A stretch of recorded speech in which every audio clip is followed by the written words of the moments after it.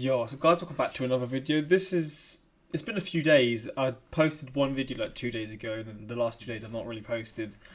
I mentioned in my last previous upload that for the next probably week or so, maybe a little longer, it's going to be very like on and off with uploads. But I'm here with another reaction, and the video is Climate in the US, Why Is It Like That? And it's by Geography King again. Again, shout out to Geography King. He makes some really interesting topical type videos that I really enjoy sort of watching. But yeah, this was suggested a lot, and it is something that I'm interested in sort of seeing, because I know like the US as a whole probably has every single climate you have throughout the world. Like you've got Alaska, which is like as cold as it can possibly get. You've got like places like California, which is, or not California, Nevada, which is like deserts, or California where it's so damn hot, or like I don't even know how to say, like Florida, which is all like tropical type of sort of weather.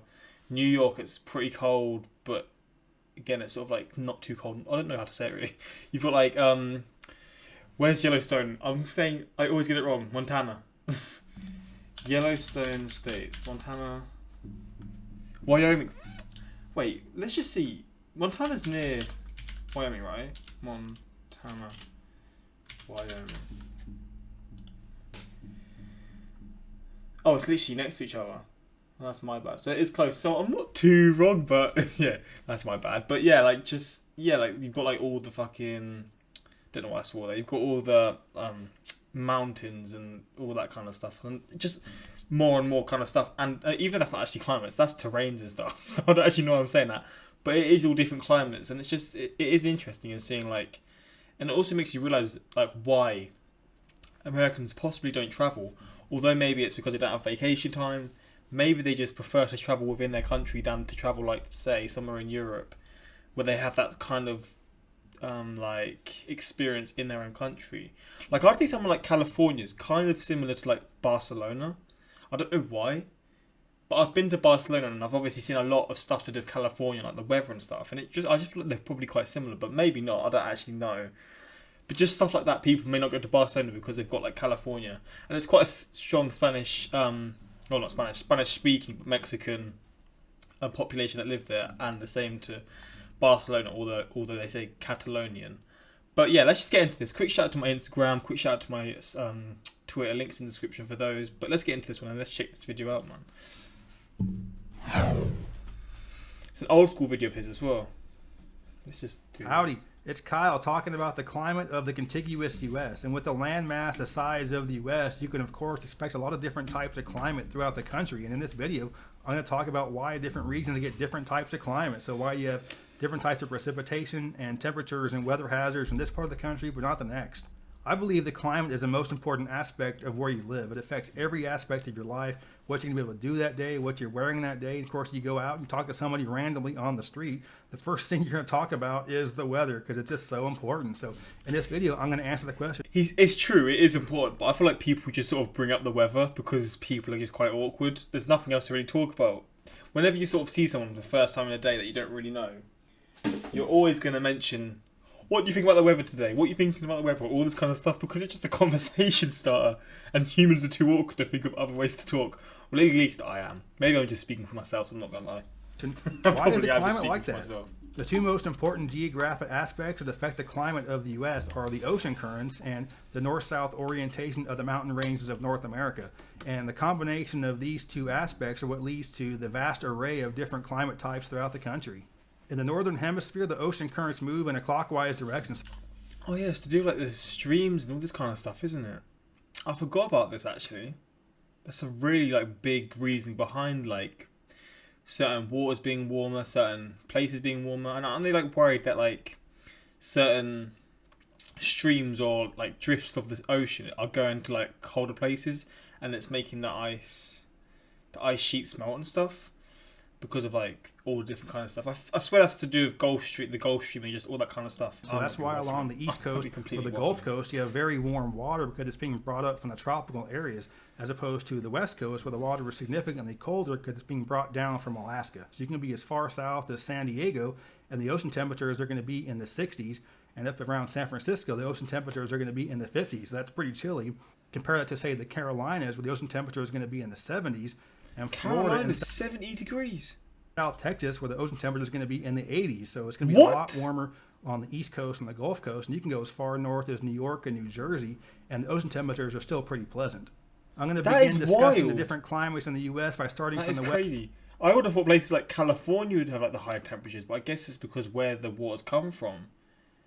I didn't actually think about it like that because it comes from like Russia and Alaska and then like down sort of Seattle, down the west coast. So it actually makes sense, but I didn't actually factor that in as opposed to like the other one, which is like around the Caribbean, like Florida near the Caribbean and stuff. West and moving east because in the mid latitudes here in North America, we're in a westerly wind belt. So that's the way that the weather generally moves. The coastal areas of southern and central California are generally considered to have the best climate in the world. Well, why is that? Why is the weather so much nicer in California than other places? Well, in the westerly wind belt, all of the weather affecting California is coming directly from the Pacific Ocean. And with that water being so cold, during the summertime, it really has a moderating effect on the land. So it doesn't really get that terribly hot because you just have this cold ocean breeze always affecting the land, which keeps it much more moderate. Man. In the wintertime, it's the exact opposite. So with the ocean temperature being warmer than the land, it also helps to moderate the temperature during the wintertime. But of course, during the winter, the difference in sea surface and land temperature isn't as great. And how this affects precipitation is that during the summer. How cold does it get in California?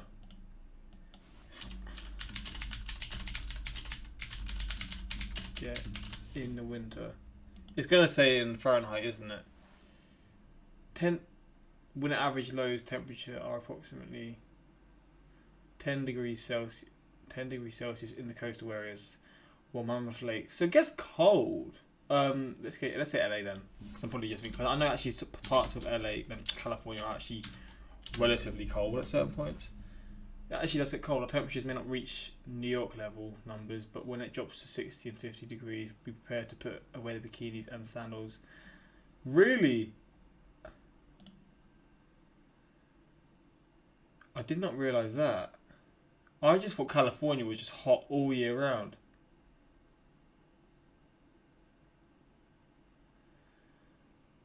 Really? 8 to 10 degrees. To be fair, like the UK, it gets to like 0 degrees. It doesn't really go much lower than that. I guess as opposed, it just doesn't get as hot. 8 to 10 degrees.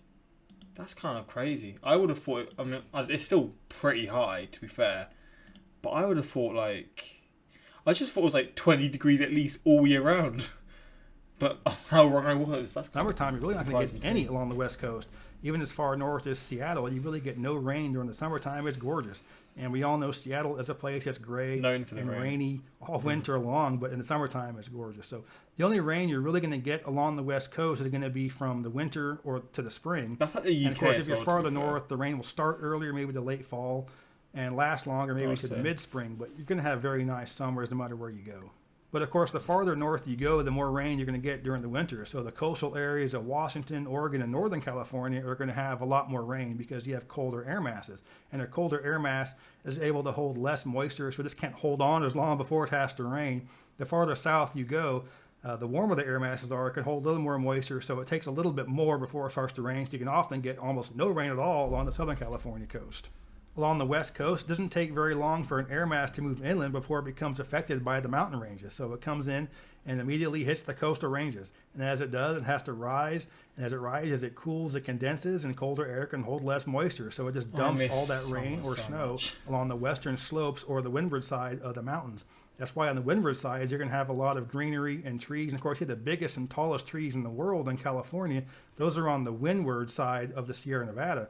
But once you get to the eastern side of the Sierra Nevada or the Cascades is where things change a lot because the atmosphere dumped all that moisture on the west side and there's none of it left for the east side.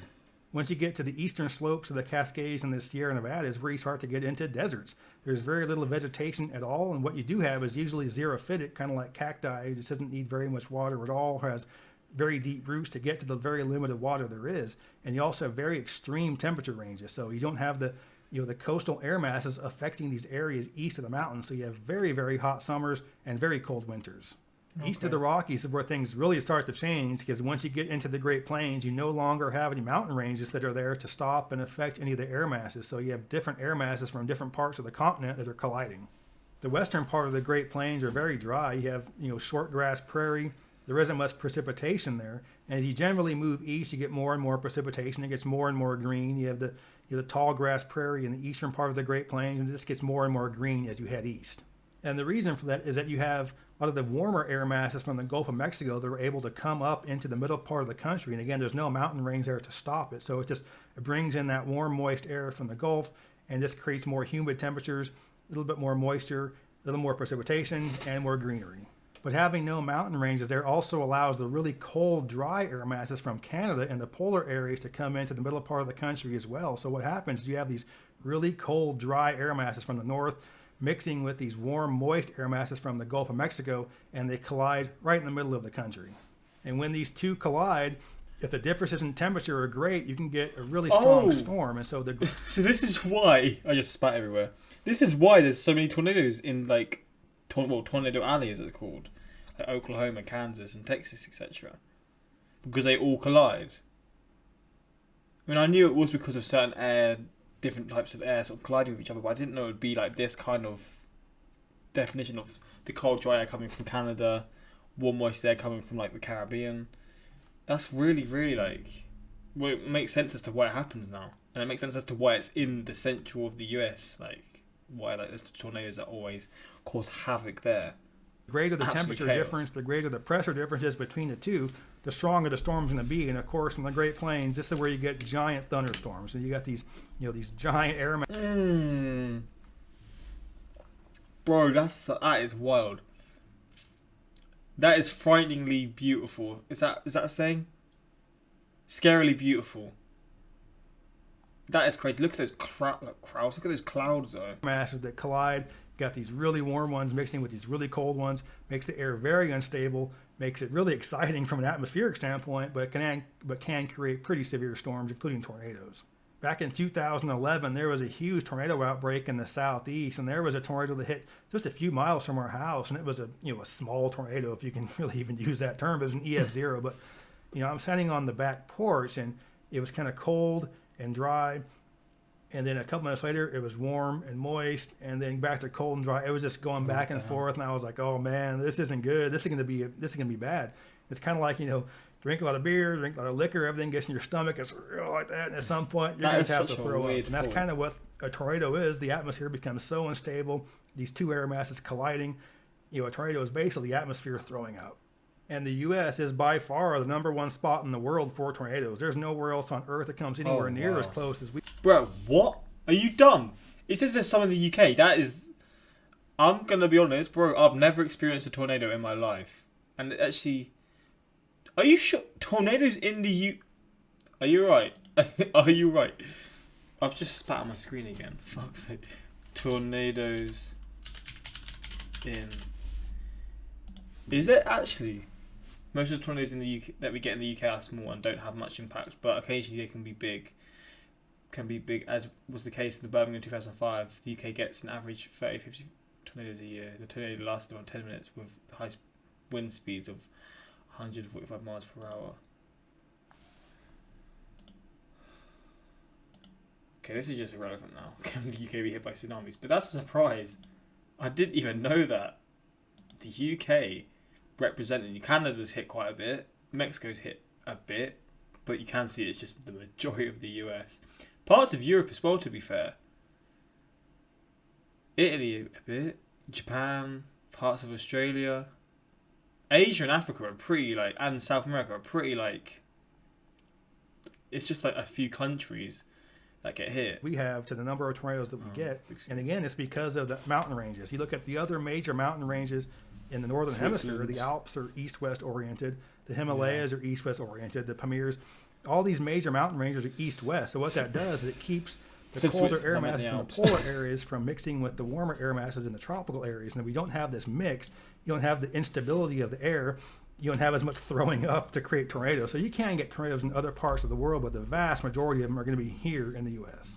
Just this century, what's considered Tornado Alley has changed a little bit. It used to be almost exclusively the Great Plains, as far north as the Dakotas or Nebraska, but it's shifted a little more south. It's just crazy, yeah, how it's just there's so many, and there's obviously there's still ones here, but there's just a sudden sort of stop, a split, where this side is just hit hard, and then this side gets hit, but nowhere near as much.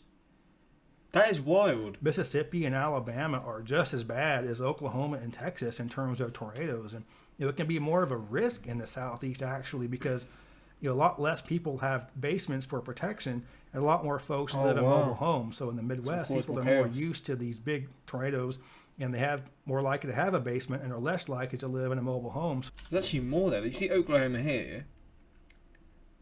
That's like, what, 12, 13, 11 kind of range?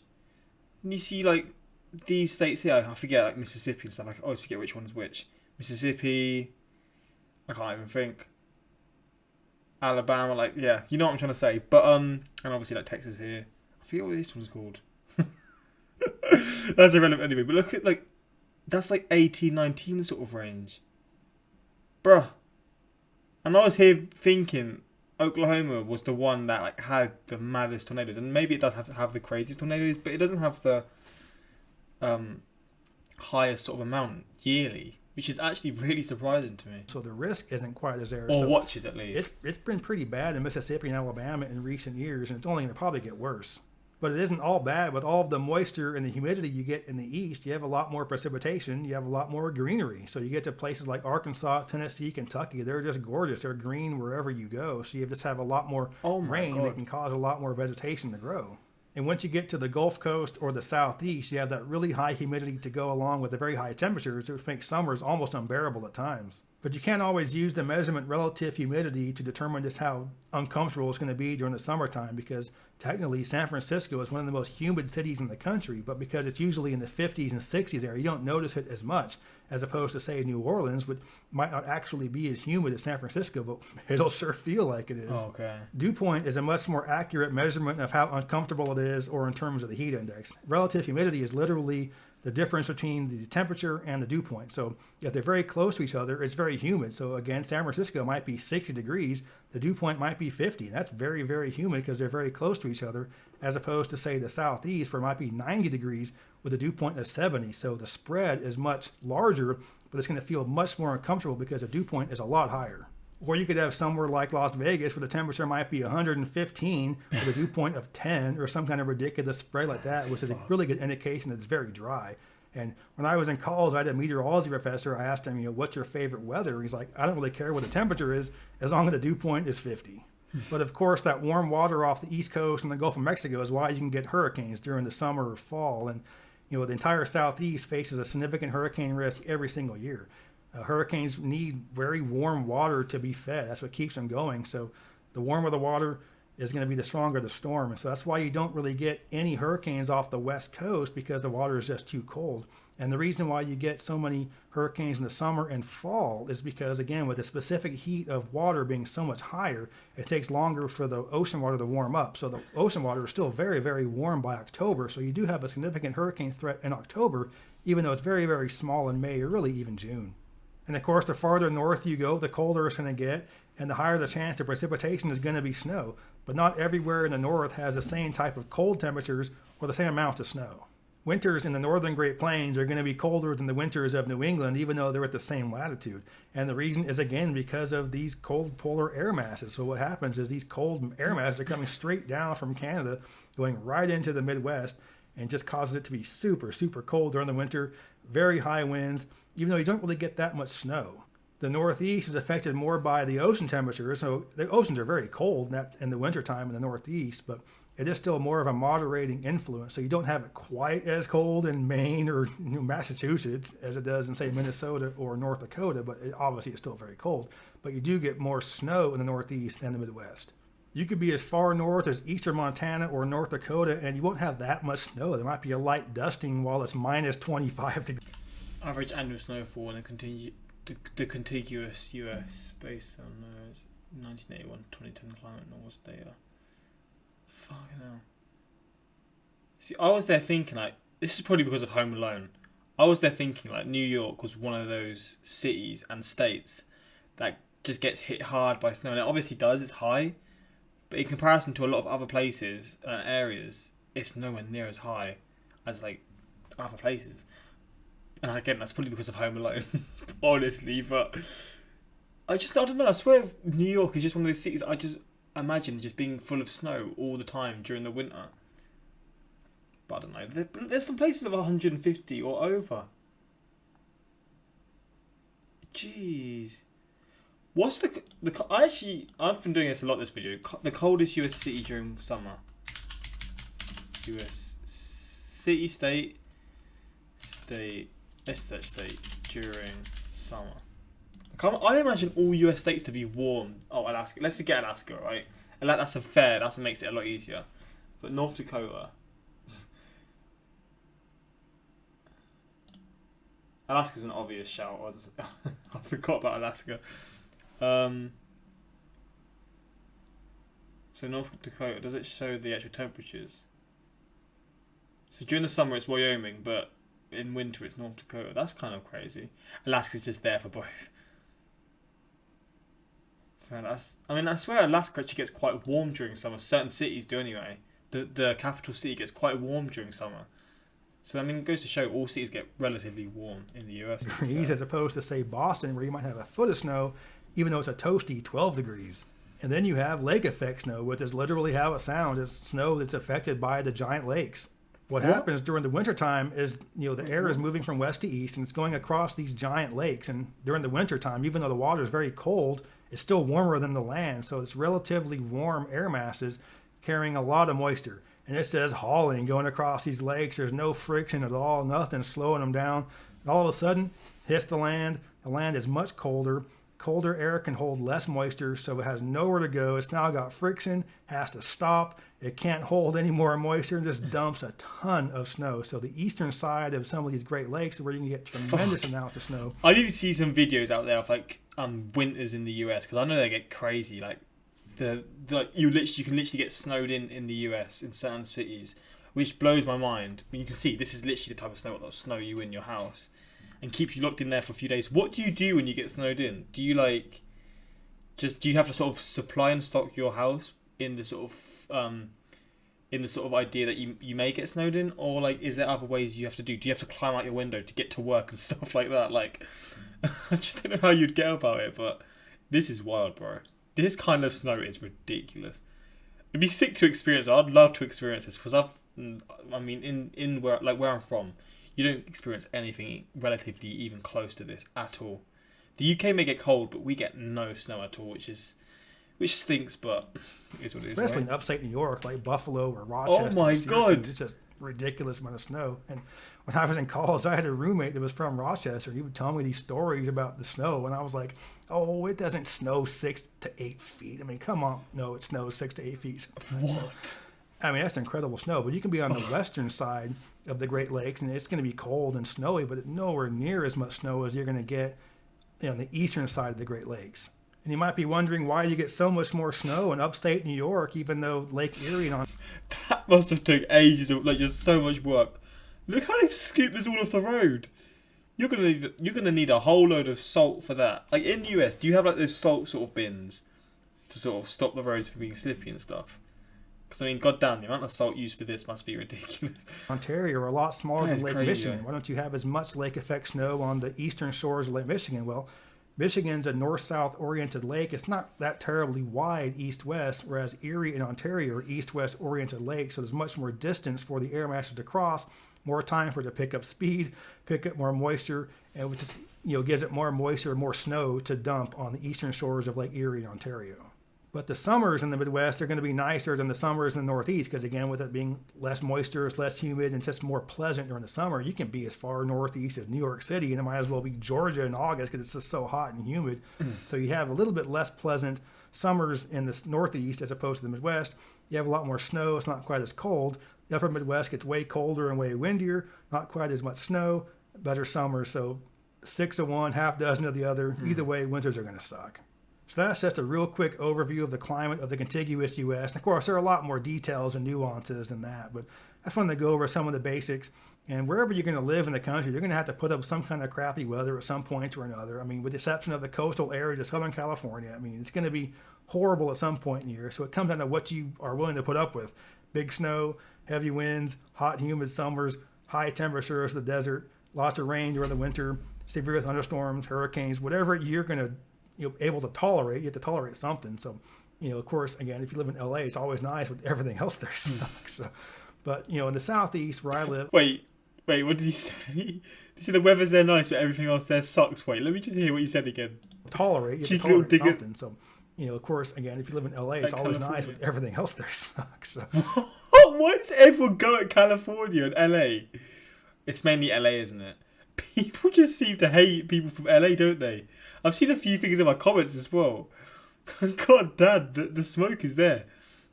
I was not but, expecting you know, in the that. southeast where I live, you know, my biggest complaint is that it's rarely nice. I mean, you have like maybe a month of nice weather in the spring, maybe a month of nice weather in the fall. The rest of the year is not nice at all. So, I don't know. I think the climate, again, is very important. It affects every day of your life, affects your lifestyle, affects what you're going to do. So, you know, I just think it's really important to understand the climate of the U.S. and why different places have different climate than others. Shout out to this guy, man. Honestly, it was a really interesting video once again. Can you do a video about all the Native American Indian reservations in the US? That'd be interesting as well, to be fair. Weird how the UK and Ireland are on the same latitude as central Canada, yet have a climate more similar to that of San Francisco, which is on the same latitude of southern Italy. Wait, are you mad?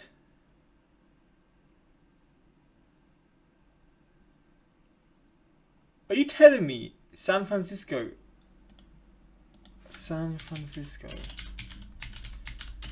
average summer? I thought San Francisco was like...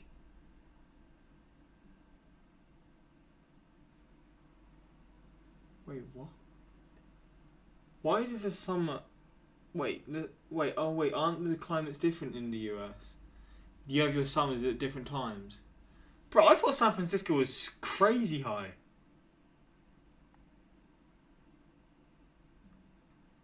So like the highs and like, geez, it actually isn't. It's actually really similar to the UK. Just at different times of the year. Like it gets the hottest in like October, September, whereas here it's like June, July, August. Actually, I'd say May as well. Actually, May and then late August kind of thing. That's kind of crazy though. September. When is summer? I mean, I guess it changes throughout the US, but when is summer in the US?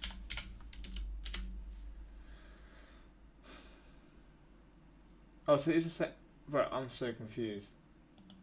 Summer months: June, July, August, autumn, September, October. So it is. I'm guessing California is just different then, because I know someone from California, and the climate is completely different, and like the summer's like when we have winter and all that kind of stuff, which doesn't make sense because I know Australia's the complete opposite of the UK, isn't it? Like they have their winter when we have our summer, and we have our summer when they have their winter. But I'm just looking at random crap at the moment. This video's gonna be so long, 30-minute video. God damn. Thank you for explaining why the central US gets so many tornadoes. I'd never heard that about the tornadoes being oriented north-south versus east-west, as in, say, Europe. Great video. This was an interesting topic. Thanks again for the video. Enjoyed it. Yeah, this is a very good video, honestly. Hopefully you guys enjoyed this as well. And if you want more videos from Geography King or just more US geography type video reactions or just anything like that, just suggest in the comments what you want to see. And yeah, again, like I said, it's going to be a bit inconsistent for the next few days and maybe a bit longer. But once I get stuff sorted, I'm so excited to like get back onto the YouTube grind. And just hopefully you guys stick by and continue enjoying the reactions when I can get them up. But yeah, until next time, like, subscribe.